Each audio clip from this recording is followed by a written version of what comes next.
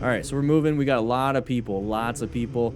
Let's just sit back, just watch them do their dumb stuff. Or you can go fast. You know, what's the goal here?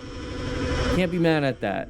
Is that what this is? Is that what this is? This close call? Engaged in the conversation as the driver didn't exactly know where the problem was. Yeah, neither do I. Motostars, I don't understand either. No estás viendo. Nada más poner señal y te mandas. Pásanos acá. Te estoy diciendo imbécil. All right.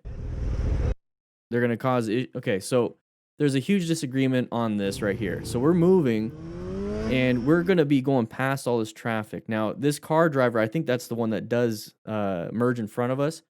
He's orienting himself to time and space. He's trying to figure out where everything's at. He's not anticipating somebody speeding up behind him, going fast up behind him. Now, nobody really anticipates that. I'm not consistently driving around and like scanning my mirrors for anybody that decides to haul ass up behind me and try to pass me. I'm not looking for people going way above the speed limit. I'm looking for, lights getting bigger. I'm looking for vehicles getting bigger and bigger and bigger because that means they're getting closer and closer. But I'm not expecting somebody's as tiny little dot just go pew like that. I'm not expecting that. So for a motorcycle rider to expect car drivers to expect it because it's going to make them safer if they get out of our way, it's not their responsibility. So to be pissed off about it,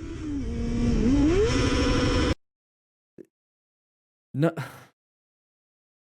Class, guys, this is the most disappointing motorcycle rider I've seen all week. Like, I am severely disappointed in the reaction that this rider had. This is a non-issue. Ooh, baby. These lights not wanting to turn on earlier is going to put me in a mood. And guess what? You're going to get a different side of Dan Dan today. Because I don't have the patience now.